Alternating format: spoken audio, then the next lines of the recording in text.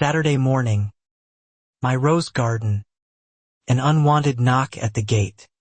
A woman claiming she runs my land like it's hers. The neighbors under her HOA. Me? Thing. She waves a clipboard like a weapon, ordering me around. I stay quiet. Somewhere in a filing cabinet sits the one paper that ends her. By the time she realizes it, it will be far too late. My name is Callie Reyes, 34, and I live on 11 acres my grandfather bought in 1961, decades before any developer dreamed up gated subdivisions. I share the place with my husband Marcus, 2 dogs, 6 chickens, and an orchard we've spent 3 years bringing back to life. Our land borders Pine Grove Estates, a newer HOA community built on the old Fenwick dairy fields back in 2004. I've always kept to myself, waved at joggers, paid my county taxes on time, and figured that was enough. I never expected neighbor to become a title I'd have to defend in court. Pine Grove Estates prided itself on uniformity. Beige mailboxes, matching shutters, lawns mowed every Tuesday like clockwork. Its board met monthly in the clubhouse, presided over by a woman named Deborah Whitfield, who wore her HOA presidency like a crown she'd fought hard to keep polished. Deborah had chaired the board for 6 years. She approved paint colors, fined late trash cans, and once made a family repaint their door because barn red wasn't on the approved palette. People joked about her behind closed doors, but nobody crossed her to her face. My property sat just outside the subdivision's stone entrance sign. Separated by a shared gravel lane the county still classified as a public easement. Most Pine Grove residents assumed the lane, and everything past it belonged to the HOA. I never corrected them. It never seemed worth the argument. The first time I met Deborah, she pulled up in her white SUV while I was fixing a fence post. She introduced herself as the president before she gave her name, then asked why my chicken coop wasn't up to community standard. I told her, politely, that I wasn't in her community. She laughed like I'd made a joke. Everyone past the sign follows Pine Grove guidelines. Sweetie, she said, tapping her clipboard. I let it go that day. Its nest over a chicken coop. In hindsight, that was the first mistake I made. Over the following weeks, Deborah's SUV became a familiar sight crawling past our fence line. She'd slow down, study our orchard, snap a photo or two, then drive off without a word. It felt less like curiosity and more like she was building a file. I just didn't know what for yet. At the next Pine Grove newsletter, a section appeared titled Community Standards Reminder, featuring an anonymous photo of an unsightly coop with visible rust near the entrance. It was unmistakably mine. Neighbors started asking Marcus at the gas station if we... I looked into it and learned Pine Grove's official plat map, filed with Belhaven County in 2003, showed a clearly marked boundary line running along the old fence, cutting our 11 acres out entirely. It was public record. I printed a copy and tucked it into a drawer, just in case. I mentioned it once to Deborah at the mailbox cluster, thinking it would settle things. She barely glanced at the paper. Plats get amended all the time, she said breezily. The board has discretion over transitional properties. I'd never heard the term before. I doubt she had either. Marcus wanted to let it go. Chalk it up to an overzealous neighbor with too much time on her hands. I wanted to believe that too. But something about the way Deborah spoke, so certain, so rehearsed, made me feel like this wasn't the end of anything. It was a beginning. My friend Tasha, who'd moved into Pine Grove 2 years earlier and sat on the board's landscaping committee, warned me over coffee. "She doesn't let go of things," Tasha said. "Once Deborah decides you're a problem, she doesn't stop until you're gone or you're broken. Watch yourself." "Callie," I asked Tasha why nobody challenged Deborah if she was this difficult. Tasha shrugged. Lien. Lawsuits. She's married to a lawyer. Gerald handles all her cease and desist letters for free. Most folks just pay up and move on with their lives. That detail stuck with me. A free in-house lawyer meant Deborah could threaten legal action without ever worrying about a bill. It explained the confidence, the certainty in her voice at the mailbox. She wasn't guessing about authority. She believed, or wanted others to believe, that she already had it. Weeks passed quietly. Stopped. I assumed Deborah had moved on to some other neighbor's flower bed or fence color. Marcus and I focused on harvest season, canning peaches, fixing the barn roof before winter. For a little while, Pine Grove Estates felt like someone else's problem.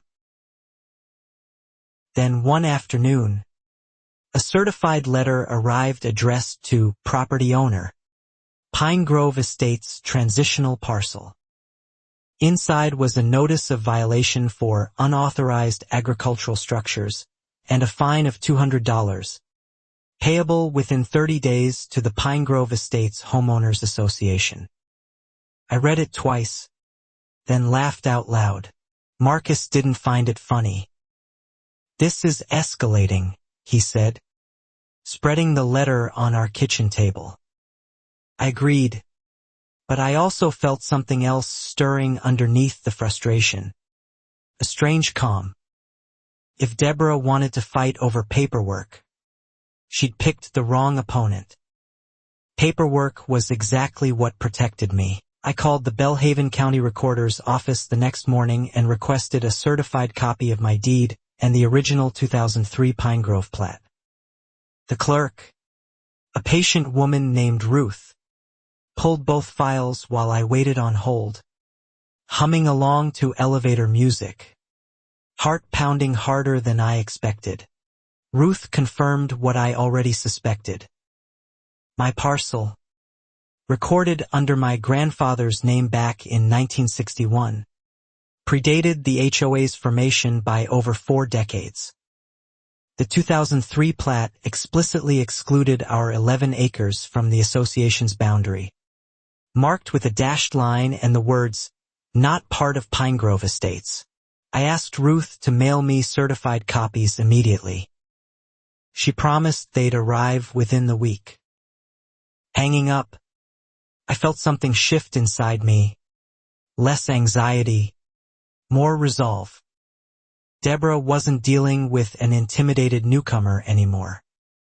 She was dealing with someone who now had the truth in writing. Still, I didn't want a war. I drafted a polite letter explaining the boundary discrepancy, attaching the plat reference number, and requesting the violation notice be withdrawn. I mailed it certified, kept a copy, and hoped reasonable evidence would end things quietly before they went any further than a wasted stamp. 2 weeks later, Deborah's response arrived, not from her, but from her husband Gerald's law office letterhead. It didn't address the plat map at all. Instead, it warned that continued non-compliance could result in a lien against my property and further legal action. My calm request had been met with a threat. I sat with that letter for a long time before showing Marcus. It wasn't just dismissive. It was strategic, designed to intimidate rather than inform. Gerald hadn't refuted my evidence. He'd simply ignored it and escalated the stakes, betting I'd fold under the weight of legal-sounding language alone. Marcus wanted to call a lawyer immediately. I agreed, but first I wanted to understand exactly what authority, if any, Pine Grove's HOA actually held over a transitional easement lane.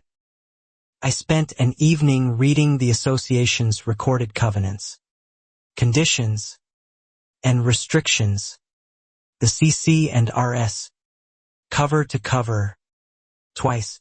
The CC and RS were explicit. Enforcement authority applied only to lots platted and recorded within the Pine Grove Estate's boundary, as defined in Exhibit A. My parcel wasn't listed in Exhibit A. It wasn't ambiguous language open to board discretion. It was black and white, filed with the county, unchangeable by a newsletter. Armed with that, I called a local attorney named Priya Anand, who specialized in property and HOA disputes. She reviewed my documents over video call and laughed softly. "This is about as clean a boundary case as I've seen," she said. "They have zero jurisdiction. This should be easy to end." Priya drafted a formal response citing the recorded plat, the CC&R exclusion, and Belhaven County property records, demanding the violation and fine be rescinded in writing within 15 days.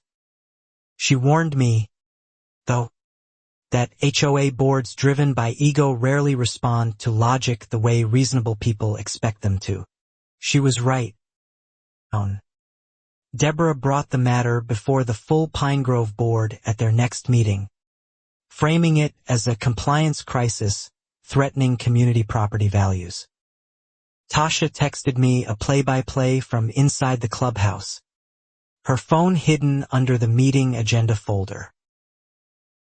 According to Tasha, Deborah told the board my so-called deed claims were unverified and that she personally intended to have the property lines reassessed by a surveyor she trusted. One board member asked why the county's own plat wasn't sufficient. Deborah changed the subject before anyone could press further. That night, I couldn't shake an uneasy feeling. Reassessed by a surveyor she trusted sounded less like due diligence and more like she was shopping for a different answer than the one already on file. I mentioned it to Priya, who nodded grimly. "Watch for that. Think." A week later, an unfamiliar truck idled near our fence line, orange stakes and survey flags scattered along the gravel lane. The man introduced himself as Russ Colton. "Hired," he said, "by the Pine Grove Estates Board to confirm boundary lines." He hadn't contacted me, the actual property owner, at all. I asked to see his work order. Russ hesitated, then admitted Deborah had personally requested the survey and paid his invoice from a community improvement fund, rather than the HOA's general account. That detail seemed odd enough that I photographed his paperwork before he could tuck it back into his truck. Priya later confirmed there was no legal requirement for me to allow Russ onto my land without proper notice, especially for a survey I hadn't authorized. I asked Russ to leave the property until further notice. He grumbled but complied, glancing nervously toward Deborah's SUV parked just past the entrance sign. 2 days after that, new orange stakes appeared, this time several feet inside my actual fence line, cutting into the corner of my orchard. Someone had moved my boundary without permission, on paper if not yet in practice, and I had a very strong guess about who'd ordered it done. I photographed every stake, GPS tagged the images, and emailed them to Priya along with a timestamped report. She forwarded everything to the county surveyor's licensing board, flagging a potential unauthorized survey conducted without owner notification, a serious violation for any licensed professional in the state. Meanwhile, the Pine Grove newsletter ran a new item boundary clarification underway, implying the transitional parcel issue would soon be resolved in the community's favor. Neighbors began stopping by, some sympathetic, others convinced I was simply a stubborn holdout refusing to join a community I secretly belonged to. Tasha called that night. Voice hushed. "She's telling people you're squatting on HOA land," she said. "That your grandfather's deed is outdated. That the real boundary was redrawn when the subdivision built out." I asked how anyone could believe that when the county plat said otherwise. Tasha just sighed. "People believe what makes their lives easier," Tasha said. "Deborah's loud. She's confident. And most folks would rather agree with her than deal with her wrath. You've seen what happens to people who cross her." I had seen it. I just hadn't expected to become the next example. The following Sunday, someone spray-painted a crude boundary line across our gravel lane in fluorescent orange, roughly matching Russ Colton's moved stakes rather than the county's actual survey. Marcus wanted to call the sheriff immediately. I told him to wait, and instead I documented everything first, thoroughly, methodically. The sheriff's deputy, who eventually came out, took photos, noted the discrepancy with county records, and said vandalism charges could apply if we identified a suspect. Without a witness or camera footage, though, it would be difficult to prove who'd painted the lane in the middle of the night. That gave me an idea. I called an electrician friend and asked about installing a discrete trail camera near the gravel lane, angled toward the property line rather than any home, keeping everything legal and privacy respecting while finally getting real evidence of what was happening on my land. The camera went up within 2 days, tucked into an old fence post, motion activated, weatherproof, quietly recording. I didn't tell anyone besides Marcus and Priya. If Deborah's campaign continued, I wanted proof, not rumors. The next time something happened along that gravel lane in the middle of the night, barely a week passed before the camera caught its first clip. Deborah's white SUV, parked at 11 p.m., her flashlight sweeping along my fence line while she spoke quietly into her phone. I couldn't make out every word, but I heard the stakes and before the meeting clear enough. I sent the clip straight to Priya, who watched it twice before responding. "This isn't damning yet," she said, "but it's a pattern. Keep collecting." Or documented misconduct forever, especially once it starts looking coordinated rather than accidental. I saved the file in triplicate, just to be safe. Deborah, apparently unaware of the camera, grew bolder. She began stopping residents on their morning walks, warning them the transitional parcel dispute could raise everyone's dues if the board had to fund legal enforcement against an uncooperative property owner. Suddenly, neighbors who'd been friendly started avoiding eye contact with me entirely. Marcus noticed it too. Whispers at the mailbox cluster falling silent whenever we approached. It stung more than I expected. We hadn't done anything wrong, yet somehow we'd become the villains in a story someone else was writing. One photo, one rumor, one manufactured violation notice at a time. At the next board meeting, Deborah introduced a formal motion to place a compliance lien against our property for unpaid fines, now totaling $600 with accumulated late fees. Tasha argued the board had no jurisdiction over a parcel outside the recorded HOA boundary. Deborah tabled the objection immediately. "We'll let the survey speak for itself," Deborah told the board, referencing Russ Colton's disputed measurements rather than the county's official plat.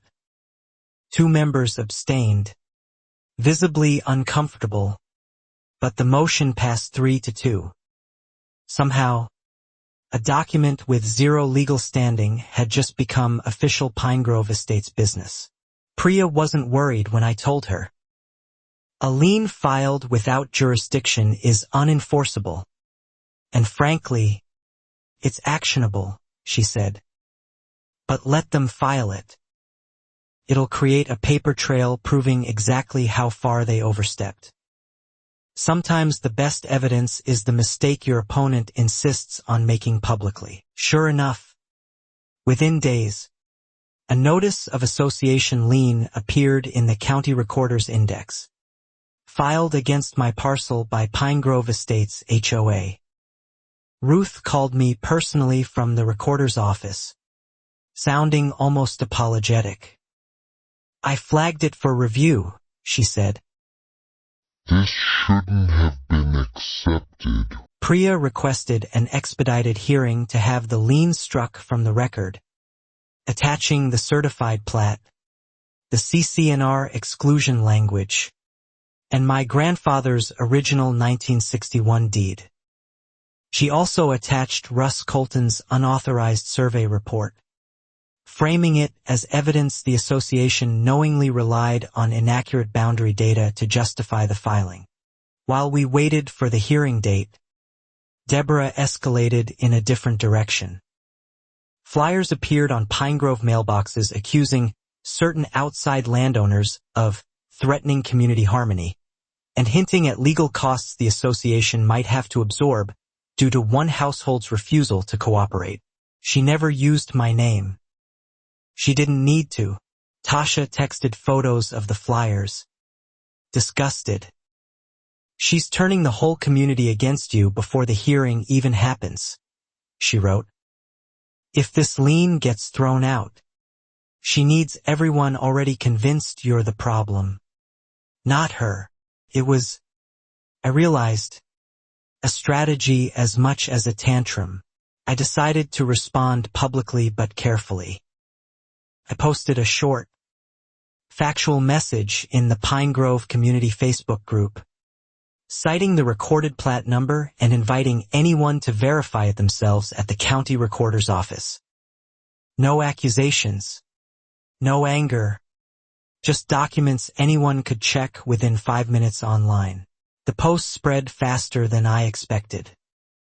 Within hours, several residents commented that they'd looked up the plat themselves and confirmed the boundary line. One neighbor, an older man named Walt, wrote simply, "Deborah, we should talk about this at the next meeting before it costs the HOA real money." Deborah deleted my post from the group within the hour, citing a rule against unauthorized legal discussions. She followed it with her own statement, insisting the plat reference was outdated and that updated survey data superseded it. She still hadn't named Russ Colton or acknowledged his report was disputed. Priya forwarded everything to the county surveyor's licensing board, which had already opened a preliminary inquiry into Russ following our earlier complaint. An investigator called me directly, asking detailed questions about the moved stakes, the unauthorized entry onto my land, and whether Deborah had personally directed his work. I answered honestly, providing timestamps, photographs, and the camera footage of Deborah's late-night visit.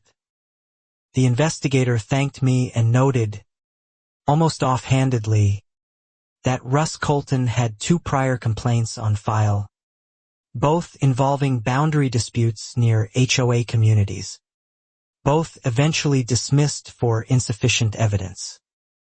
This wasn't his first questionable survey. That detail rattled around in my head for days. If Russ had a pattern, maybe Deborah wasn't his only client with a habit of bending property lines to fit convenient narratives. I mentioned it to Priya, who simply said, "Let the licensing board do their job. We focus on our case." The hearing to strike the lien was scheduled for 3 weeks out, giving Deborah plenty of time to keep stirring the pot. She began framing the upcoming hearing to residents as the board standing up for community property values, rather than what it actually was, an HOA overstepping legal boundaries entirely.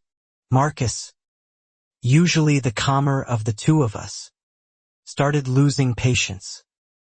She's turning our lives into a public spectacle over 11 acres she has no claim to, he said one night, staring at another flyer someone had zip-tied to our mailbox post despite it standing outside HOA territory. I understood his frustration, but I also felt something steadier settling in me.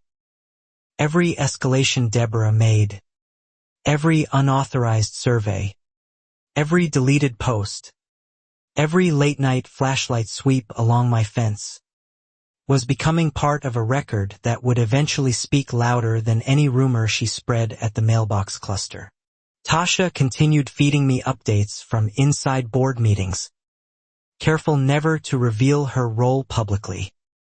She mentioned Deborah had started referencing outside legal counsel beyond her husband Gerald, someone she called only a specialist in HOA enforcement, which struck Tasha as unusual since Gerald had always handled everything before.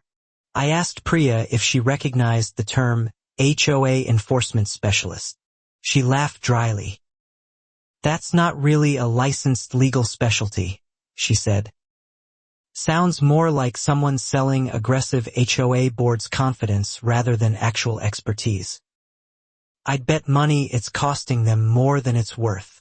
A week before the hearing, an anonymous letter arrived at our house. No return address, warning that certain parties were prepared to make our boundary dispute very public and very unpleasant, unless we agreed to a reasonable settlement before the hearing. It felt less like negotiation and more like a threat. I brought the letter straight to Priya and the sheriff's office. The deputy who took my statement said threatening letters, especially unsigned ones referencing pending legal matters, could constitute harassment or intimidation depending on content and intent. He logged it as evidence and promised to note the pattern of escalating behavior. That same week, our trail camera caught something new. A figure in dark clothing walking the gravel lane at 2 a.m., pausing at the fence, appearing to photograph our orchard before hurrying away. The build looked masculine, taller than Deborah, moving with familiarity rather than trespassing nerves. Someone else was involved now. I sent the clip to the sheriff's deputy, who agreed the figure's gait and build resembled surveillance more than random trespassing. Without a clear face, though, identification would be difficult. Still, it confirmed what Tasha had been hinting at, that Deborah wasn't acting entirely alone in whatever campaign she'd started. Tasha eventually admitted, hesitantly, that Gerald himself had been seen near the property twice, though he'd always claimed he was just walking the dog. Their dog, notably, was an elderly pug who rarely left the porch. It was a small detail, but it lined up uncomfortably well with the footage. I didn't confront anyone directly. Priya advised patience, reminding me that every piece of evidence strengthened our position for the hearing, and that panicking or accusing people publicly without proof could undermine our credibility later. So I kept documenting, kept quiet, and kept waiting for the hearing date to arrive. Deborah, meanwhile, doubled down publicly. At a community barbecue, she reportedly announced that certain landowners were hiding behind technicalities to avoid paying their fair share toward road maintenance, landscaping, and security patrols, conveniently ignoring that our gravel lane was county-maintained and had never used HOA services at all. Walt, the older neighbor who'd questioned her earlier, stood up at the barbecue and asked directly whether the board had verified the plat map before filing the lien. Deborah reportedly brushed him off, saying the professionals were handling it. A vague reassurance that satisfied fewer people each time she repeated it. Tasha said the mood in the community was shifting, slowly but noticeably. A few residents began quietly researching the recorded plat themselves after my Facebook post, even though Deborah had deleted it. Screenshots, turned out, traveled faster than deletions ever could contain them. 3 days before the hearing, Ruth from the recorder's office called again, this time with unexpected news. While pulling files for our case, she'd noticed the updated survey Deborah referenced didn't match Russ Colton's stamped report at all. Someone had altered a document after it left his office. For a moment, I sat frozen at the kitchen table, phone pressed to my ear, replaying what Ruth had just said. An altered survey report meant this wasn't just aggressive enforcement anymore. It meant someone had knowingly falsified an official document to support the lien against my property.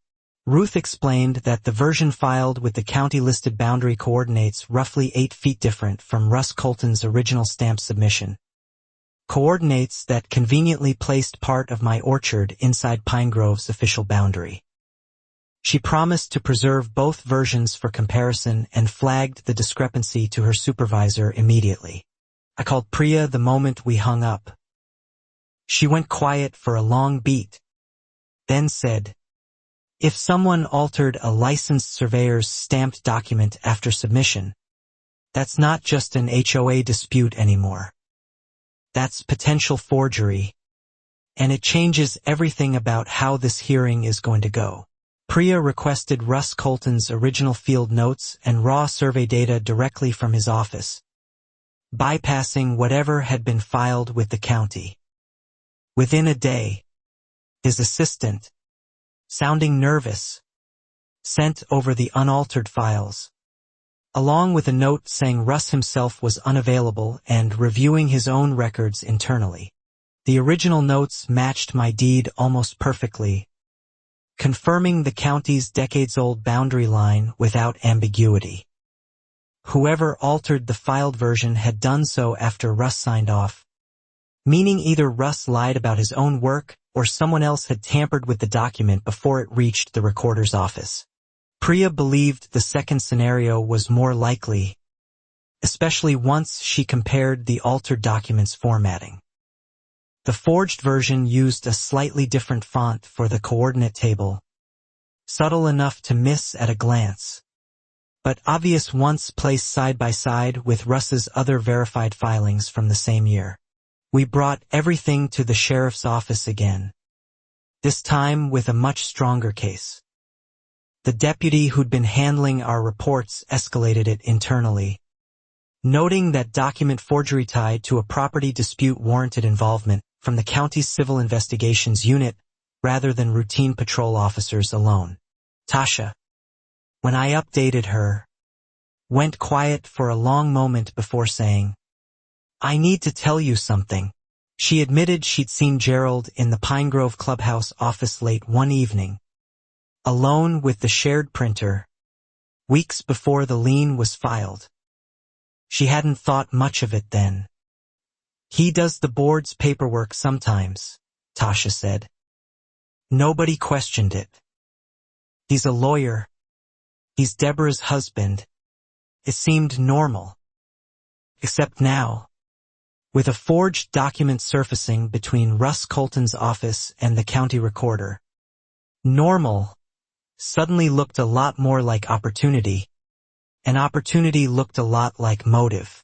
I didn't want to jump to conclusions without proof, but the pieces were arranging themselves uncomfortably well.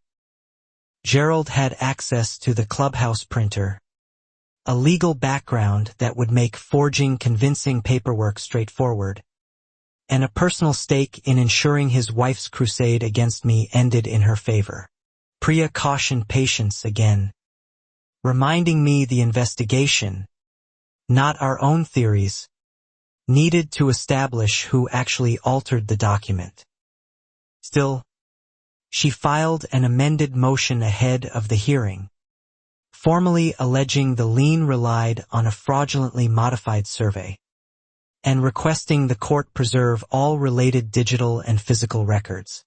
The hearing, originally expected to be a straightforward boundary dispute, suddenly carried far heavier stakes.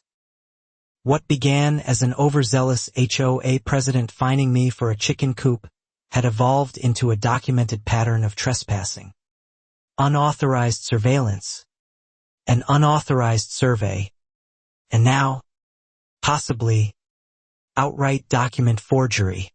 2 days before the hearing, Deborah sent a personal and signed voicemail to our house phone, her voice tight and clipped. "This has gone far enough, Callie. Withdraw your complaints, and I'll withdraw the lien. Otherwise, you have no idea what you're about to put yourself through." I saved the recording immediately. Priya listened to the voicemail twice, her expression hardening. "That's not a warning about legal strategy," she said. "That's an implied threat. And paired with everything else we've documented, it strengthens our position considerably. Karen wants this to disappear quietly. We're going to make sure it doesn't." The morning of the hearing, Pine Grove's small community hearing room filled faster than I expected. Deborah arrived with Gerald at her side, both dressed sharply, folders tucked under their arms like armor. Tasha slipped in near the back, careful to avoid sitting anywhere that might draw attention from the board. Walt showed up too, along with several other residents who'd quietly researched the plat map themselves after my deleted Facebook post. Their presence surprised me. I hadn't expected support from inside Pine Grove itself, but apparently screenshots and county records had done more convincing than Deborah's newsletters ever managed. The hearing officer, the calm, unhurried county administrator named Mr. Alvarez, opened by outlining the sole purpose of the session, determining whether the association's lien against my property should stand, be modified, or be struck entirely based on jurisdiction and documentation submitted by both parties beforehand. Deborah spoke first, presenting Russ Colton's updated survey as though it were uncontested fact, arguing the board acted in good faith to protect community boundaries and property values. She avoided any mention of when or how the survey had been commissioned, or who had personally arranged for it. When Priya's turn came, she calmly laid the county's 1961 deed, the 2003 recorded plat, and the CC&R exclusion language side by side on the projector screen. "This parcel," she said, "has never, at any point, been part of Pine Grove Estates. The board's own founding documents confirm that." Mr. read the documents carefully, then asked Deborah directly why the board proceeded with a lien despite an exclusion explicitly written into the association's own recorded covenants. Deborah insisted the updated survey superseded outdated paperwork, repeating the same line she'd used at board meetings and community barbecues alike. Priya then introduced Russ Colton's original, unaltered field notes, obtained directly from his office, and placed them beside the version filed with the county. The coordinate discrepancy was immediately visible, an 8-foot shift that conveniently pulled part of my orchard inside Pine Grove's claimed boundary line. A ripple moved through the small hearing room. Mr. Word, comparing both documents closely. "This isn't a rounding error," he said quietly. "These are two different filings claiming to be from the same source." Deborah's confident posture faltered for the first time all morning. Priya pressed further. noting the forged version used subtly different formatting than every other document Russ Colton had filed that year, a detail confirmed by his own assistant's sworn statement submitted ahead of the hearing. Someone had altered official paperwork after it left the surveyor's office entirely. Deborah insisted she had no knowledge of any alteration, claiming she'd simply trusted the survey handed to her by Association Counsel. Mr. Alvarez asked who, specifically, had handled the filing on the board's behalf. There was a long pause before Deborah answered. Quietly, "My husband managed that paperwork." Gerald, seated beside her, shifted uncomfortably but said nothing. Priya then submitted Tasha's sworn statement describing Gerald alone at the clubhouse printer weeks before the lien was filed, alongside the trail camera footage showing an unidentified figure photographing my orchard late at night. Weeks before that, Mr. Gerald directly whether he had prepared or altered the survey documents submitted to the county. Gerald hesitated, glancing at Deborah, then said only that he'd assisted with formatting before Priya could press further. It wasn't a denial. It was the closest thing to an admission the room had heard yet.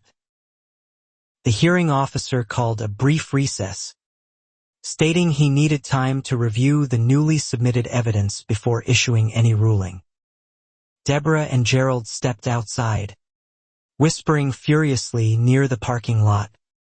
While Walt and several neighbors exchanged stunned glances I hadn't expected to see directed at anyone but me. Tasha found me in the hallway, hands trembling slightly. "I didn't think it would actually come out like this," she whispered. "I thought maybe she'd just back down quietly once she saw the deed." I squeezed her hand. "Sometimes people only stop once they're forced to," I said. When the hearing resumed, Mr. Alvarez didn't waste time. He ruled the lien invalid and unenforceable, citing the recorded plat exclusion, the CC&R language, and now the credible evidence of an altered survey document submitted to support the association's claim. The lien would be formally struck from county records that same week, but he wasn't finished. Alvarez stated the evidence of potential document forgery would be forwarded to the county's Civil Investigations Unit, and possibly the district attorney's office, for further review, separate from the HOA matter entirely. What started as a boundary dispute had become a criminal referral. Deborah's face went pale, but she pulled away, gathering her folders with shaking hands. Neither of them spoke as they left the hearing room, several residents watching in silence. The same silence that had once greeted me at the mailbox cluster now aimed squarely at her. Outside, Walt approached me quietly. "I'm sorry," he said. "We should have asked more questions months ago instead of assuming she knew what she was talking about." I told him there was nothing to apologize for. Nobody expects their HOA president to falsify legal documents over a chicken coop. Word spread through Pine Grove within hours. By evening, the community Facebook group, the same one where Deborah had deleted my factual post weeks earlier, was flooded with residents demanding an emergency board meeting to address what had happened at the hearing. Tasha texted me screenshots faster than I could read them. I expected relief to feel bigger than it did. Instead, I felt strangely hollow, like the fight wasn't over so much as it had simply moved into a different, quieter phase. Priya reminded me gently that the lien being struck was a major victory, but consequences for Deborah and Gerald were still unfolding. That night, our trail camera caught nothing unusual. No flashlights, no idling SUV, no figures walking the gravel lane at 2 a.m. For the first time in months, The property felt genuinely quiet. Marcus and I sat on the porch, watching fireflies drift over the orchard, not saying much at all. The following week, Pinegrove's board called an emergency session, this time without Deborah presiding. Tasha reported that several members demanded her immediate resignation, citing the forged document, the unauthorized survey, and months of misleading newsletters targeting a property the association had never legally had authority over. Deborah reportedly refused to resign outright, insisting she'd acted in the community's best interest, even if mistakes were made along the way. It wasn't an apology. It was, Tasha said, more of a performance for whoever might still be inclined to believe her side of an increasingly public story. Meanwhile, the Civil Investigations Unit opened a formal inquiry into the altered survey document, requesting records from Russ Colton's office, the county recorder, and Pinegrove's clubhouse printer logs. Gerald hired outside counsel of his own, distancing himself carefully from statements he'd made during the hearing about assisting with formatting. Russ Colton, facing his own licensing board scrutiny, apparently cooperated fully with investigators, providing timestamps showing his original stamped report left his office weeks before the altered version appeared in county records. It strongly suggested the tampering happened somewhere between his office and the recorder's desk, likely at the clubhouse. Priya explained that if investigators confirmed Gerald altered the document himself, he could face forgery and fraud charges independent of any HOA proceedings, a serious professional and legal risk for a man who'd built his reputation on being the reliable, free legal muscle behind his wife's authority. Deborah, cornered publicly and privately, began distancing herself from Gerald's involvement in interviews with the few neighbors still willing to speak with her. "I didn't ask him to do anything illegal," she reportedly told one resident. It sounded less like loyalty and more like self-preservation kicking in. Tasha said the board scheduled a formal vote on Deborah's removal for the following month, per Pinegrove's bylaws requiring a supermajority for early termination of a sitting president. Several previously silent board members confirmed they'd now support removal, citing the reputational and potential legal liability she'd created for the entire association. I received a call from a local reporter covering community disputes, having heard about the hearing through county records requests. She asked if I'd be willing to speak on record about the boundary lien, the forged survey, and the months of harassment leading up to it. I agreed, carefully, with Priya's guidance. The article ran a week later, factual and measured, detailing the county's confirmed boundary exclusion, the struck lien, and the ongoing forgery investigation, without sensationalizing anything beyond what was already public record. It didn't need embellishment. The documented facts alone painted a damning picture of overreach and deception. Reaction within Pinegrove was swift. Even residents who'd previously sided with Deborah out of habit or fear began publicly distancing themselves, some posting apologies in the community group for having repeated claims about my outdated deed, without ever bothering to verify them at the county recorder's office themselves. Walt organized an informal gathering of concerned homeowners to discuss governance reforms, including mandatory boundary verification before any future violation notices or liens, and stricter conflict of interest rules preventing board members' spouses from handling official association paperwork. It was, in a strange way, the silver lining of the entire ordeal. Deborah stopped attending community events altogether. Her white SUV disappeared from its usual spot near the clubhouse. Tasha said she'd heard, secondhand, that Deborah and Gerald were considering listing their house, unable to shake the reputation now following them through every conversation at the mailbox cluster and beyond. I didn't feel triumphant so much as tired. The kind of exhaustion that settles in once a long fight finally starts winding down.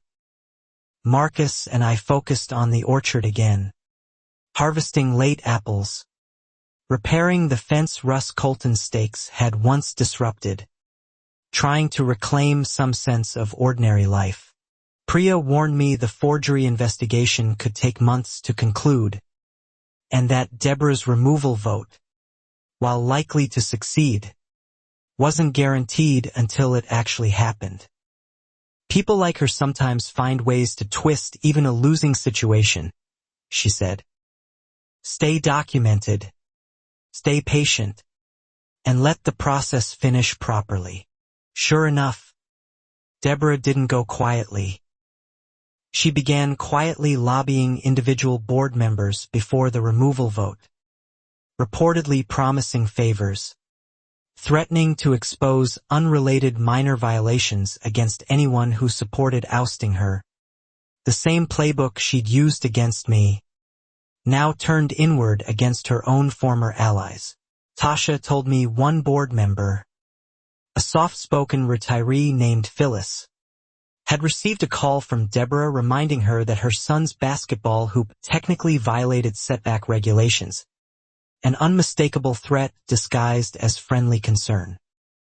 Phyllis, rattled but resolute, reported the call directly to Mr. Alvarez's office as further evidence. The county investigators, meanwhile, uncovered something unexpected while reviewing clubhouse financial records tied to the printer logs. A community improvement fund, the same account used to pay Russ Colton's survey invoice, showed several unexplained withdrawals over the past 2 years, far exceeding any documented landscaping or maintenance projects. Priya explained this fell outside our specific case, but confirmed investigators were now examining potential misuse of association funds, separate from but connected to the forgery inquiry. It seemed Deborah's grip on Pinegrove's finances had been far less transparent than anyone, including her own board, had previously realized. Tasha, digging through old newsletters and meeting minutes with a small group of concerned homeowners, discovered the Community Improvement Fund had never actually been approved by a full board vote, only referenced vaguely in meeting notes Deborah herself had drafted and distributed after each session concluded. It painted an increasingly troubling picture. Not just an HOA president overstepping jurisdiction on a boundary dispute, but someone who may have quietly built an unaccountable financial pipeline within the association for years, using it, among other things, to fund an unauthorized survey targeting a neighbor who owed her nothing. The removal vote finally took place, and this time Deborah didn't even attend, sending Gerald in her place to read a brief statement about misunderstandings and unfair public scrutiny. The board voted 5-1 to remove her from the presidency, the lone dissenting vote belonging to Gerald himself. Phyllis was appointed interim president, promising immediate financial audits, boundary verification protocols, and a formal apology to any residents wrongly targeted during Deborah's tenure. Tasha texted me a photo of the vote results posted in the clubhouse, simply captioned, "It's over." Finally, I felt something loosen in my chest reading that message. Not full relief yet. Not with the forgery and financial investigations still ongoing, but something close to it. Months of certified letters, hidden cameras, and sleepless nights were finally giving way to something resembling accountability. However slowly it had arrived. Marcus and I celebrated quietly that evening. Nothing elaborate, just dinner on the porch and a bottle of wine we'd been saving. "You handled this better than I would have," he admitted. I laughed. Argue with someone who wouldn't even look at the paperwork, I said. But quiet celebrations, I was learning, had a habit of being premature where Deborah was concerned. 2 days later, our trail camera caught motion again along the gravel lane. This time not Deborah's SUV, but a car I didn't recognize, parked just past the fence line well after midnight. I watched the footage 3 times before waking Marcus. A woman I didn't recognize stepped out of the unfamiliar sedan, walked directly to our mailbox, and appeared to attach something small and rectangular to its underside before driving off without ever approaching the house itself. Marcus wanted to remove whatever it was immediately. I told him to wait until morning, careful not to disturb anything that might matter as evidence. At sunrise, we found a small GPS tracker magnetically attached beneath our mailbox, clearly designed to monitor our vehicle's movements without our knowledge or consent. Priya's reaction was immediate and sharp. "That's illegal surveillance. Full stop," she said. "This isn't boundary disputes or fines anymore. Someone crossed into criminal territory. And given everything else, I think we both know whose fingerprints are probably somewhere on this." She advised calling the sheriff before touching it further. The deputy who responded photographed the tracker in place, carefully removed it with gloves, and logged it into evidence. He mentioned devices like this often carried serial numbers traceable to purchase records, and promised to submit it for forensic review alongside the ongoing forgery and fund misuse investigations already underway. Tasha, when I told her, went quiet for a long moment before saying, "Deborah's sister works at an electronics store 2 towns over. I've heard her mention it before, casually, like it never mattered." It felt like another small thread pulling toward the same increasingly tangled center. I didn't want to assume anything without proof, but the pattern was becoming impossible to ignore. Every time Deborah's authority weakened, someone escalated further, moving from fines to unauthorized surveys to forged documents to, now, physically tracking our movements without any legal justification whatsoever. This wasn't ego anymore. It was obsession. Priya filed for a restraining order on our behalf, citing the pattern of trespassing, surveillance, forged documentation, and now illegal tracking, all traced back, directly or indirectly, to Deborah and her immediate circle. The judge granted a temporary order within days, pending a full hearing scheduled 3 weeks out. Deborah, served with the restraining order paperwork at her own front door, according to a neighbor who witnessed it, reportedly screamed at the process server that this was harassment and that she'd done nothing but protect this community. The irony, given everything uncovered so far, wasn't lost on anyone watching.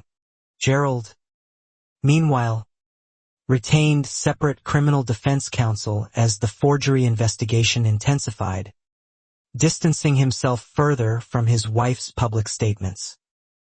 Tasha said residents who once considered them Pine Grove's golden couple now crossed the street rather than risk being seen speaking with either of them near the clubhouse. The financial misuse investigation also picked up momentum. Investigators traced several withdrawals from the Community Improvement Fund to expenses unrelated to any HOA business, a family vacation, home renovations at Deborah and Gerald's own house, and, notably, the invoice paid to Russ Colton for his unauthorized survey of my property.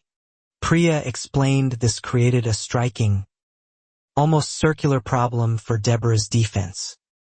She'd used misappropriated community funds to pay for the very survey later proven to be altered and used against me.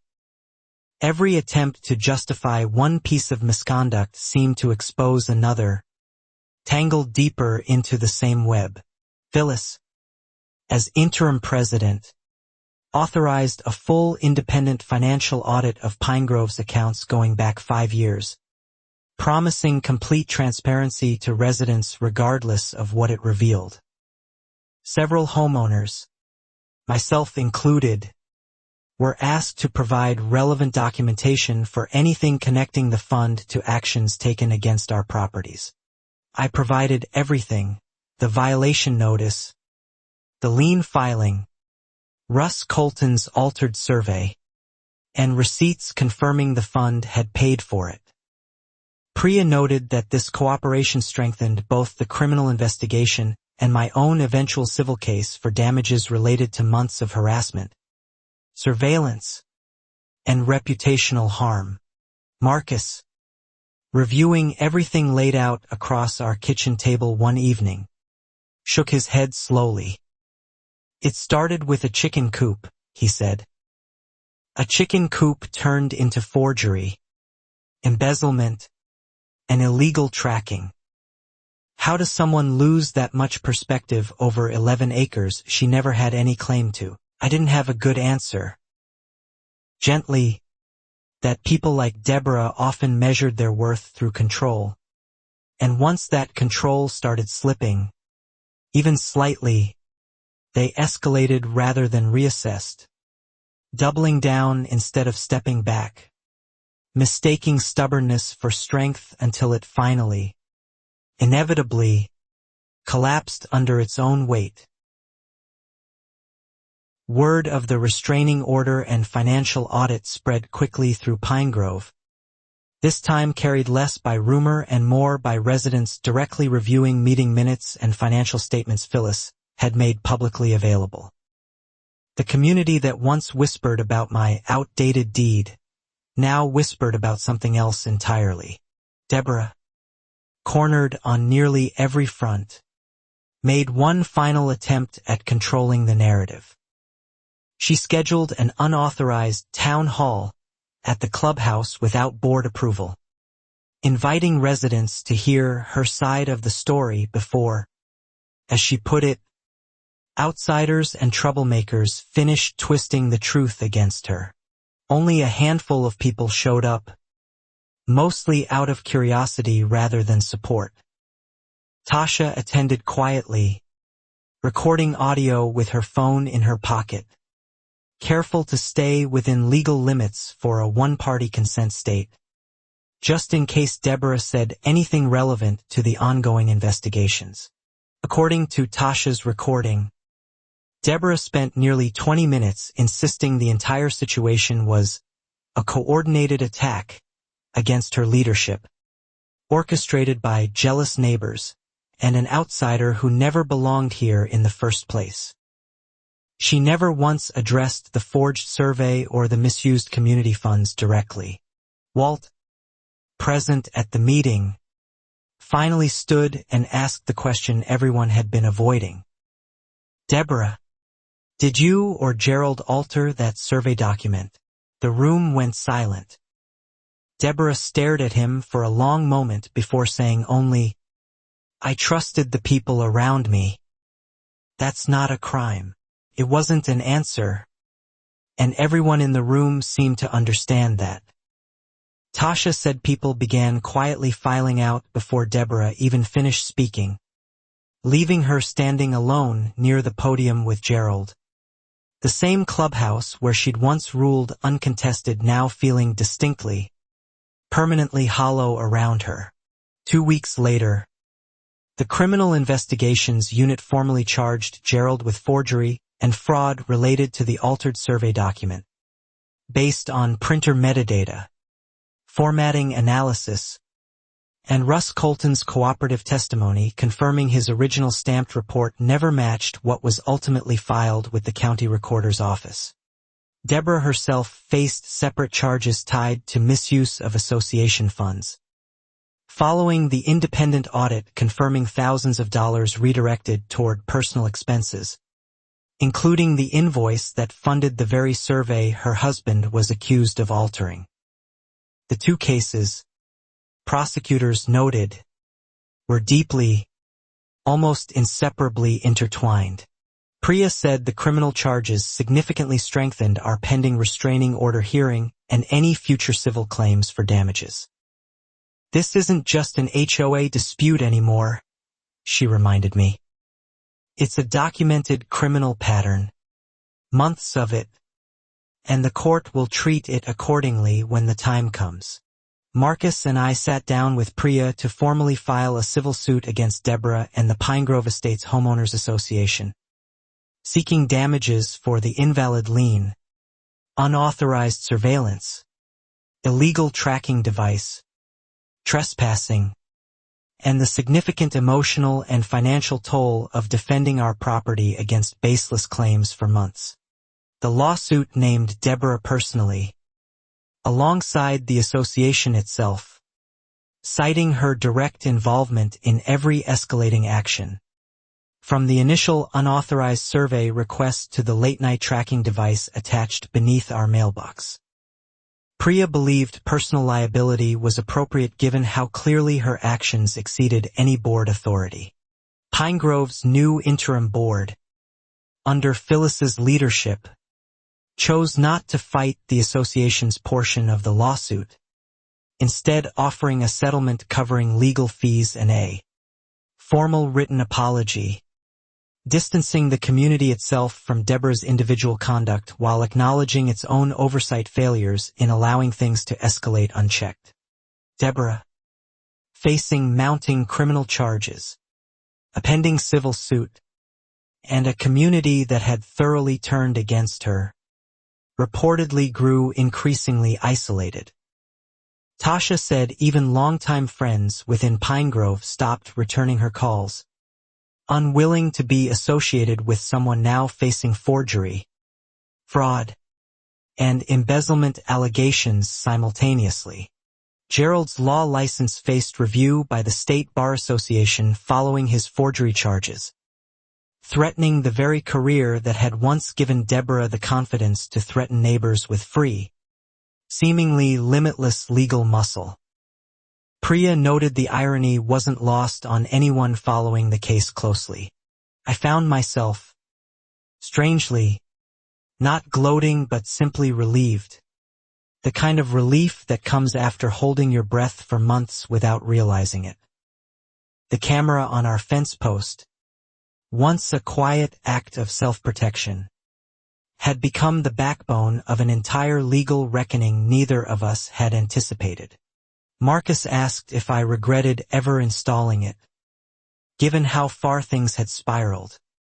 I told him no, without hesitation. Without that footage, Deborah's flashlight sweeps, the mysterious late-night figure, and the woman planting our tracker might have remained just unprovable suspicions instead of documented, undeniable facts in court. The restraining order hearing arrived, and this time Deborah didn't contest it, her attorney simply requesting minimal terms given her already mounting legal troubles elsewhere. The judge granted a permanent order, barring her from our property, from contacting us directly, and from directing anyone else to do so on her behalf. Priya said the permanent order, combined with the criminal charges and pending civil suit, effectively closed the door on any further escalation from Deborah personally. She has nothing left to leverage, Priya said. No board seat, no legal shield, no community goodwill. Just consequences, finally, catching up all at once. Tasha told me Deborah and Gerald had quietly listed their Pine Grove house for sale. The same white SUV I'd once dreaded seeing parked near our fence line, now permanently absent from the neighborhood entirely. Nobody, she said, seemed particularly sad to see the for sale sign go up. Phyllis's audit ultimately confirmed over $11,000 in misused association funds spanning nearly 3 years, far exceeding anyone's initial estimates. The board implemented new financial oversight rules requiring dual approval for any withdrawal exceeding $200, a direct response to how easily Deborah had once operated unchecked. Russ Colton, cooperating fully throughout the investigation, avoided losing his surveyor's license entirely, though he received a formal reprimand for failing to verify how his stamped report had been used after leaving his office. He later told Priya, almost sheepishly, he'd never work with an HOA board again without written safeguards. As the criminal cases moved toward formal court dates, I found myself needing to prepare my own testimony carefully, walking Priya through every notice, every camera clip, every certified letter chronologically, making sure nothing in our months-long paper trail could be twisted or misrepresented once cross-examination inevitably began. Priya warned me Gerald's defense attorney would likely try portraying the entire situation as a misunderstanding escalated by overzealous neighbors, attempting to shift blame toward community pressure rather than his own client's documented actions. Stay factual. Stay calm, she reminded me. The evidence does the heavy lifting, not emotion. Marcus, meanwhile, had grown quietly protective throughout the ordeal, insisting on accompanying me to every meeting with investigators, every deposition scheduling call, every conversation with Priya's office. It wasn't overbearing, just steady, the kind of quiet presence that reminded me I hadn't been fighting this fight entirely alone. Tasha continued attending Pine Grove board meetings under Phyllis's leadership, reporting a noticeably different atmosphere, less fear, more genuine discussion, residents actually questioning proposals rather than deferring automatically to whoever spoke loudest or most confidently. It's strange, she said. I forgot meetings could feel normal. One evening, Walt stopped by unannounced, apologizing again for the community's slow response to obvious red flags. He brought a jar of homemade jam, an unexpected, oddly touching gesture. We should have asked harder questions the first time she finds someone over a chicken coop, he admitted quietly. I told him most people don't question authority until it directly threatens them, and even then, takes real evidence to shift entrenched assumptions. Deborah had built years of unquestioned confidence. It took documented forgery, embezzlement, and illegal tracking to finally crack that carefully maintained illusion of legitimate authority. Priya scheduled depositions for both Deborah and Gerald ahead of the civil trial, hoping sworn testimony might reveal further details about how far their coordinated escalation actually went. Gerald's criminal attorney advised him to invoke his right against self-incrimination repeatedly, leaving most substantive questions unanswered on the record. Deborah, notably, didn't invoke the same protections during her deposition, perhaps still believing she could talk her way through the situation the way she always had at board meetings. Instead, under Priya's careful questioning, she made several admissions that would later prove significant during the eventual trial proceedings. She admitted, reluctantly, to personally directing Russ Colton's survey without board approval, to visiting our property multiple times after dark, and to being aware Gerald handled the paperwork for the lien filing, though she maintained she never explicitly asked him to alter anything, only to make it official. Priya later explained that make it official carried significant weight, suggesting Deborah understood the original survey didn't support her claims and pressured Gerald, directly or implicitly, to produce something that did, regardless of accuracy. It wasn't a smoking gun confession, but it was damaging, undeniably damaging, testimony. The financial fraud case against Deborah also progressed. with forensic accountants confirming a clear pattern. Withdrawals timed suspiciously close to family expenses, vacations, and, crucially, Russ Colton's invoice, all funneled through a fund she'd created and controlled without meaningful board oversight for nearly 3 years running. Prosecutors offered Deborah a plea deal, reduced charges in exchange for restitution and cooperation regarding Gerald's forgery case. She initially refused, reportedly still convinced a jury would sympathize with her portrayal of a dedicated community leader unfairly targeted by an outsider unwilling to respect established neighborhood standards. Priya wasn't surprised by the refusal.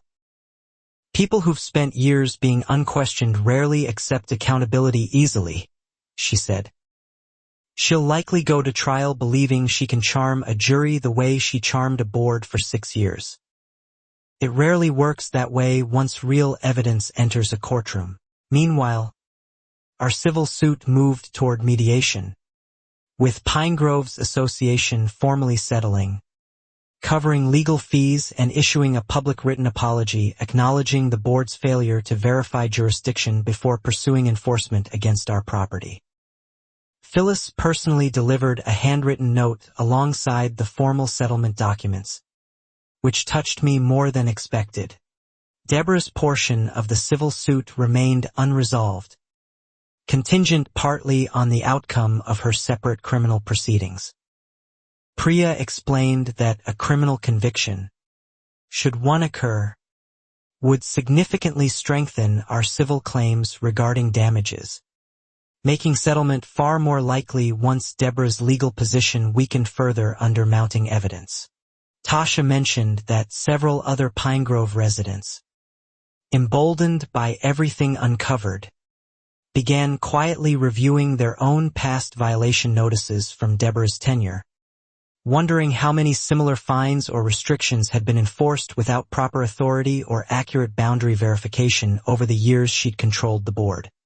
Phyllis eventually announced a formal review process, allowing any resident fined during Deborah's presidency to request reassessment, discovering, to nobody's great surprise, that at least 4 other fines had relied on inaccurate or unverified property line assumptions similar to what happened with my own chicken coop.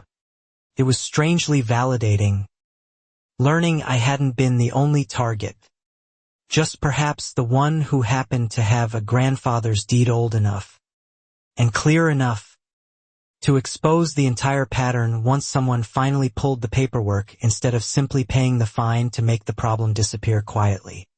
As the criminal trial date approached, local news picked up the story again, this time framing it around the broader pattern, an HOA president who'd spent years wielding unchecked authority, ultimately undone by a boundary dispute with a neighbor who calmly insisted on verifying the facts rather than backing down. I agreed to another brief interview, careful, Priya's advice, to focus strictly on documented facts rather than speculation about Deborah's motivations or character. Let the paper trail speak, Priya reminded me again. It's done more talking in this case than either of us ever needed to. Marcus, reading the growing coverage, joked that our quiet 11 acres had somehow become the most talked about property in Belhaven County, a title neither of us had ever wanted or expected when we simply moved in to raise chickens and restore an old family orchard 3 years earlier. Gerald's criminal case reached trial first. Given the clearer documentary evidence, printer metadata, formatting discrepancies, and Russ Colton's cooperative testimony, the prosecution's case moved efficiently, methodically, each piece of evidence building naturally on the last, exactly the way Priya had structured our original hearing months before. The jury deliberated less than a full day before finding Gerald guilty of forgery and fraud related to the altered survey document. His law license, already under review, faced almost certain revocation following the conviction, effectively ending the career that had once made Deborah feel legally untouchable. Deborah, watching from the courtroom gallery during her husband's trial, reportedly showed little visible reaction beyond a tightly controlled expression, according to a reporter who'd been covering the proceedings closely. Whatever confidence she'd once carried into every Pine Grove board meeting seemed, by that point, entirely spent.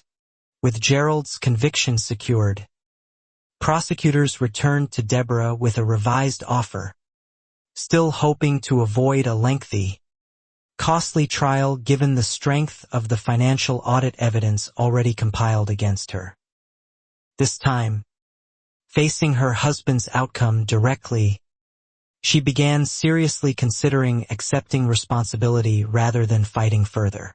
Priya told me plea negotiations often shifted once one connected case resolved unfavorably for a defendant's family member, removing whatever false confidence had been sustaining their resistance. Reality has a way of finally landing, she said. Once it's no longer abstract. Once someone you love actually faces real consequences. 2 weeks later, Deborah accepted a plea deal, pleading guilty to embezzlement and misuse of association funds in exchange for restitution, a suspended sentence, contingent on full cooperation, and a formal, permanent removal from serving on any homeowners association board within the state for the remainder of her life. The restitution amount, calculated from the independent audit, totaled just over $11,000, payable directly to Pine Grove Estates, along with additional damages, owed separately through our still pending civil suit for months of documented harassment, trespassing, and surveillance she'd personally orchestrated against our property. Priya called the moment the plea was finalized, her voice carrying genuine relief. "It's over, Callie," she said. "Not just the lien, not just the boundary dispute. All of it. Fraud, embezzlement, all formally resolved. All traced directly back to decisions she made and refused to walk back." I hung up the phone and sat in silence for a long moment, replaying the entire ordeal from that first knock at our gate to this quiet, almost anticlimactic ending. Marcus found me there, hands still resting on the phone, and simply pulled a chair up beside me without saying anything at all. Pine Grove scheduled a final community meeting to formally close out the audit process and announce new governance reforms under Phyllis's continued leadership. Tasha invited me to attend, insisting residents deserved to hear directly from the person whose calm insistence on facts had ultimately unraveled the entire situation. I hesitated at first, unsure whether stepping into the clubhouse, the same room where Deborah had once dismissed my printed plat map at the mailbox with a laugh, would feel like closure or unnecessary confrontation. Priya encouraged me to go, framing it as an opportunity, not an obligation. The clubhouse felt different walking in this time. No whispered conversations falling silent. No averted eyes near the coffee station. Phyllis greeted me warmly at the door, and several residents, including Walt, made a point of thanking me personally for refusing to simply pay the fine and disappear quietly. Phyllis opened the meeting by formally reviewing every reform enacted since the audit. Mandatory boundary verification before any violation notice, dual approval for financial withdrawals, an independent review board for disputed fines, and strict conflict of interest rules preventing spouses from handling official association paperwork or legal filings. She then addressed the community directly regarding Deborah's plea deal, restitution requirements, and permanent removal from any future HOA leadership statewide. careful to frame it not as gossip but as necessary transparency for a community rebuilding trust after years of unchecked, unquestioned authority at the top. Someone near the back asked whether Deborah still lived in the neighborhood. Phyllis confirmed the house had officially sold the previous week, the moving truck having come and gone quietly on a Tuesday morning while most residents were still at work. No announcement, no goodbye, no final word to anyone. I felt an unexpected pang. Not sympathy exactly, but something adjacent to it. Imagining Deborah packing up the same clubhouse confidence that had once made her untouchable, leaving behind a community that had ultimately seen through every fine, every rumor, every forged document she'd relied on for control. Walt asked if I'd say a few words, and though I hadn't prepared anything, I found myself standing anyway. I kept it simple, that I'd never wanted a fight, only for my family's land, and the paperwork proving our right to it, to finally be seen and respected the way it deserved. I mentioned the hidden trail camera, not as vindication, but as a reminder that documentation, patience, and calm persistence mattered more than confrontation ever could. Several residents nodded, a few later admitting privately they'd installed similar cameras themselves after hearing everything Deborah had orchestrated against a neighbor who owed her nothing. Phyllis closed the meeting by reading a brief statement of gratitude toward Tasha specifically, acknowledging, without naming every detail publicly, that certain board members had quietly provided crucial information that helped surface the truth far sooner than it might otherwise have come to light on its own. Tasha blushed, clearly uncomfortable with public recognition, but several neighbors approached her afterward anyway, thanking her for the courage it must have taken to report on her own board president's conduct while everyone else stayed silent out of fear or simple convenience for far too long. Driving home that evening, Marcus asked if I felt like the story finally had its ending. I thought about it for a while before answering. Mostly, I said. There's still the civil suit, the restitution payments. But the part that mattered most, being believed, being right, that's already settled. Priya finalized our civil settlement with Deborah shortly after her criminal plea, securing compensation for legal fees, property damage from the unauthorized survey stakes, and additional damages tied to months of documented harassment, surveillance, and the illegal tracking device planted beneath our mailbox by someone acting on her behalf. The settlement wasn't enormous, but it covered every cost we'd incurred defending land that had never legally belonged to anyone but our family in the first place. More importantly, Priya said, created a clear, permanent legal record establishing exactly what had happened, should anything similar ever resurface. Russ Colton, having cooperated fully throughout every stage of the investigation, eventually reached out personally to apologize, admitting he should have questioned Deborah's urgency and secrecy from the very beginning rather than simply accepting an unusual, hastily arranged job without proper client verification beforehand. I accepted his apology without hesitation. He hadn't forged anything himself, and his cooperation had ultimately been crucial in unraveling everything that followed. Just verify who's actually authorized to request work on someone's property next time, I told him. He promised, sincerely, that he already had. Gerald's sentencing hearing followed shortly after, the judge weighing his forgery and fraud conviction alongside his previously clean record as a practicing attorney. He received probation, mandatory restitution, and permanent disbarment, effectively ending the legal career that had once made his wife feel legally invincible at every Pine Grove board meeting. Deborah's sentencing, delayed slightly by ongoing restitution negotiations, ultimately resulted in a suspended sentence contingent on full cooperation, complete restitution payment, and the permanent, statewide ban from serving on any homeowners association board. A formal legal end to the authority she'd once wielded so confidently and so carelessly. I didn't attend either sentencing hearing personally. Priya kept me updated, and honestly, I found I didn't need the closure of watching it happen in person. The certified letters, the falsified survey, the tracking device, all of it had already been thoroughly, permanently answered through documentation and consequence.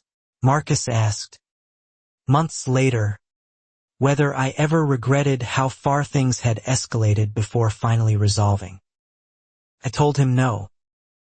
Every camera clip, every certified letter, had been necessary, not because I wanted a fight, but because backing down would have meant accepting a lie as truth.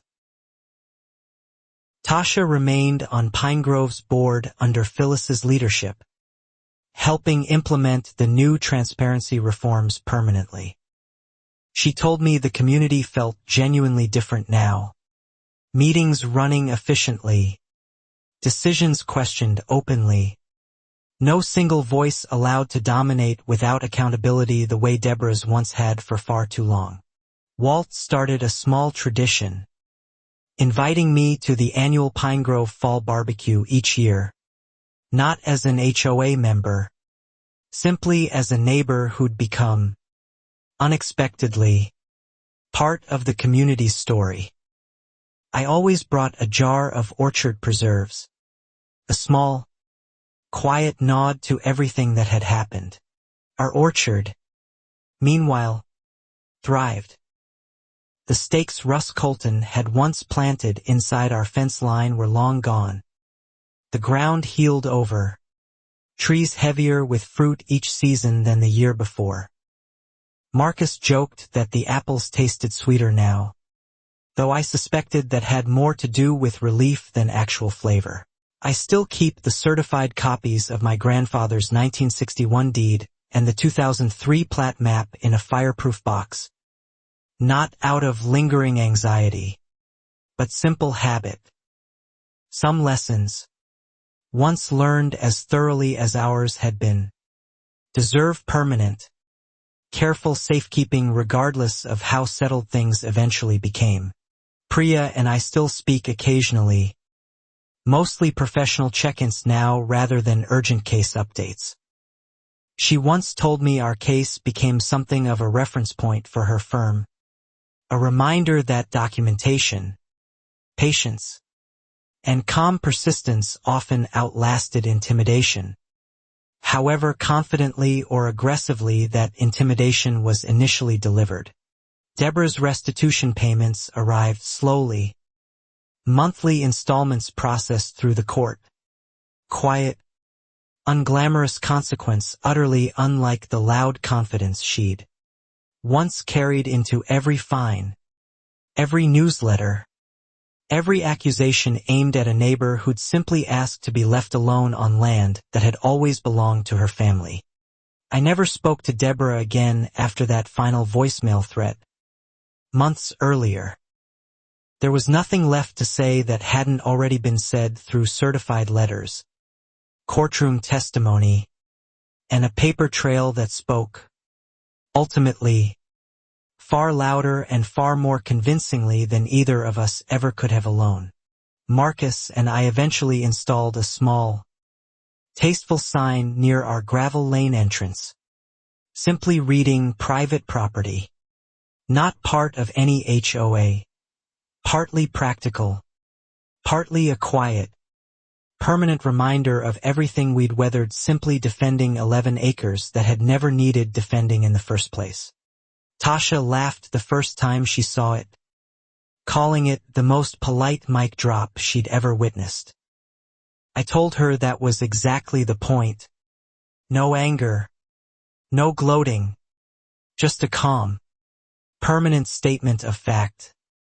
The same energy that had carried us through every certified letter and hidden camera clip along the way. Looking back, I realized the entire ordeal had never really been about a chicken coop, or even the 11 acres themselves.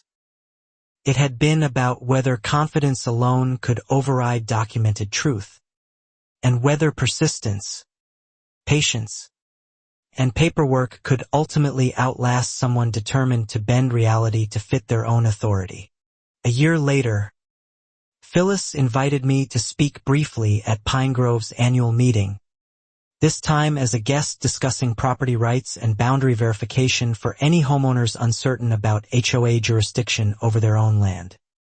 Felt strange, almost full circle, standing where I'd once been dismissed entirely.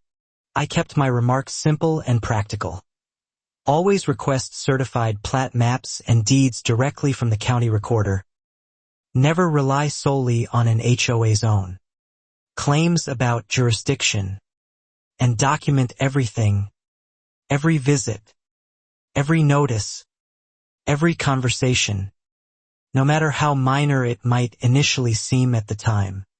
Several residents asked detailed questions afterward about their own boundary concerns, some genuinely uncertain, others simply curious about how an 11-acre dispute over a chicken coop had ultimately unraveled forgery, embezzlement, and illegal surveillance within their own community's leadership over the better part of a single year. Walt, now serving on the board's newly created oversight committee, mentioned that Pine Grove had processed 0 contested violation notices since the reforms took effect. A quiet but meaningful statistic reflecting just how much unchecked authority Deborah had once relied upon to enforce fines nobody dared to question. Russ Colton, having implemented stricter verification protocols himself following the investigation, occasionally referred boundary-conscious clients to Priya's firm, joking that between the two of them, they'd probably prevented several future versions of exactly what had once happened along our quiet gravel lane. Gerald, stripped of his law license and facing probation requirements, reportedly relocated out of state entirely, starting over in a field unrelated to law. Tasha heard, secondhand, that Deborah remained locally, quietly renting a small apartment, working an ordinary job, a stark contrast to the authority she'd once commanded so confidently. I felt no satisfaction imagining her circumstances, only a distant, settled sense that consequences had simply, finally, caught up with actions that had once seemed, to her at least, entirely untouchable. Karma, if that's even the right word, rarely arrives loudly. Usually, it just arrives thoroughly and permanently. Marcus and I expanded the orchard that following spring, planting new saplings along the very fence line Russ Colton had once disrupted with unauthorized stakes. Felt symbolic, though neither of us said so directly. New growth taking root exactly where deception had once tried, and ultimately failed, to redraw our reality. Tasha eventually ran for HOA president herself under the newly reformed bylaws, promising transparency, accountability, and strict adherence to recorded boundaries and financial oversight. She won easily. Residents clearly ready for leadership built on documented facts rather than unquestioned confidence and quiet, unchecked authority. She invited me to her first board meeting as an honorary guest, joking that Pine Grove owed its entire governance overhaul to a neighbor who'd simply refused to pay a fine for a chicken coop that had never actually violated anything beyond one woman's determination to control land she never legally owned. I declined the honorary title but attended anyway, curious to see how differently the same clubhouse room could feel under different leadership. Meetings ran shorter. Questions were welcomed rather than dismissed. And nobody left feeling like they needed to whisper their disagreements quietly near the coffee station afterward. Priya mentioned, during one of our occasional check-ins, that our case had quietly influenced how her firm now advised other rural landowners bordering expanding HOA developments, emphasizing early documentation and calm, factual pushback rather than emotional confrontation whenever boundary disputes first began to surface unexpectedly. Looking back at that very first certified letter, the one addressed simply to property owner, Pine Grove Estates transitional parcel, I sometimes wondered what might have happened had we simply paid the $200 fine quietly, the way Deborah clearly expected, rather than requesting our deed from the county. I suspect she'd still be presiding over Pine Grove today, confident and unquestioned, her forged survey never discovered, her misused funds never audited, her late-night visits along our fence line never caught on camera. Sometimes the smallest, most reasonable requests, like simply verifying paperwork, change absolutely everything that follows. Marcus often jokes that our chickens deserve some credit too, since their coop had technically started the entire chain of events. I remind him it wasn't really about the chickens at all. It was about a woman who mistook confidence for authority, and paperwork for something optional rather than permanent. Our trail camera still sits quietly on its fence post, mostly capturing deer, the occasional curious fox, and Marcus checking on the orchard at dawn. It rarely records anything eventful anymore, which, after everything, feels like exactly the kind of quiet we'd always hoped this land would provide us. I keep the framed newspaper article, the one detailing the settled lien, the forgery conviction, and the embezzlement plea, tucked in a drawer rather than displayed proudly anywhere visible. It isn't something I want to relive daily. It's simply proof, filed away carefully, the same way our deed always was. Tasha still checks in occasionally, mostly about ordinary things now, harvest schedules, orchard advice, community potlucks rather than board politics or hidden agendas. It feels like exactly the kind of neighborly relationship I'd originally hoped for before a clipboard and an unwelcome inspection first showed up at our gate. Walt still brings jam every fall, and I still return the gesture with orchard preserves of our own. A small, ongoing exchange between neighbors who'd once stood on opposite sides of an HOA dispute neither of us had actually chosen or wanted in the first place. Pine Grove Estates, under Tasha's steady leadership, eventually became known locally for its transparent governance rather than its once notorious former president. New residents moving in rarely hear Deborah's name at all anymore. Her 6 years of unquestioned authority reduced, fairly or not, to a cautionary story told occasionally over coffee. As for me, I still live on the same 11 acres my grandfather bought in 1961, still raise chickens, still tend the orchard each season, still wave at joggers passing along the gravel lane. The only real difference now is a small, polite sign confirming what was always, quietly, already true. In the end, Deborah never managed to take an inch of land that was never hers to claim, forging documents, misusing funds, and crossing every legal line imaginable, only to discover that a calm neighbor with a certified deed could outlast her louder, unearned authority every single time.